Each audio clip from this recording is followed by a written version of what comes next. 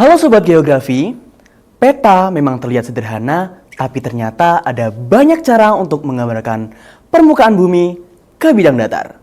Dalam video ini, kita akan belajar tentang jenis-jenis proyeksi peta dan kenapa setiap jenis punya karakteristik yang berbeda-beda.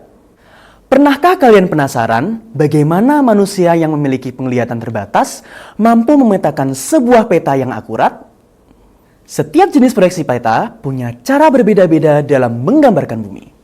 Memahami jenis proyeksi ini penting agar kita bisa membaca dan menggunakan peta dengan tepat. Melalui video ini, kalian diharapkan dapat yang pertama, menyebutkan jenis-jenis proyeksi peta berdasarkan bidang proyeksinya. Yang kedua, menjelaskan kelebihan dan kekurangan tiap jenis proyeksi.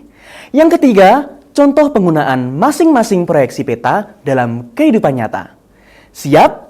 Mari kita mulai. Proyeksi peta dikelompokkan berdasarkan bidang proyeksi yang digunakan. Yang pertama, yaitu proyeksi silinder.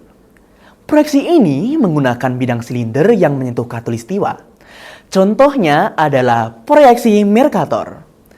Proyeksi Mercator cocok digunakan untuk navigasi laut karena tetap menjaga arah. Tapi proyeksi ini punya kekurangan yang disebut distorsi. Distorsi terjadi saat bentuk, ukuran, atau jarak di peta tidak lagi sesuai dengan keadaan aslinya di bumi. Misalnya, di peta Mercator, Greenland terlihat hampir sebesar Afrika. Padahal aslinya jauh lebih kecil. Ini dikarenakan semakin jauh dari khatulistiwa, ukuran wilayah tampak makin melebar secara tidak proporsional. Jadi, walaupun arah tetap akurat, ukuran dan bentuk wilayah bisa jadi sangat keliru. Proyeksi kedua adalah proyeksi kerucut. Proyeksi ini menggunakan bidang kerucut yang menutupi sebagian permukaan bumi. Umumnya digunakan untuk wilayah lintang sedang seperti Amerika Serikat atau Eropa. Kelebihannya adalah distorsi pada wilayah tertentu bisa diminimalkan. Mengapa begitu? Karena bidang kerucut menyentuh bumi di garis lintang tertentu. Biasanya di tengah wilayah yang dipetakan. Pada garis sentuh ini, bentuk dan ukuran wilayah akan paling akurat. Bayangkan seperti menyelimuti bola dunia dengan kerucut kertas yang pas di bagian tengahnya. Di situ, peta akan paling sesuai dengan bentuk aslinya. Maka dari itu, proyeksi kerucut sering digunakan untuk wilayah luas yang membentang dari barat ke timur di lintang menengah. Karena dapat menjaga keseimbangan antara bentuk, ukuran, dan jarak secara lebih baik. Proyeksi yang ketiga adalah proyeksi azimutal. Proyeksi ini menggunakan bidang datar yang menyentuh permukaan bumi di satu titik. Biasanya di kutub atau titik pusat tertentu.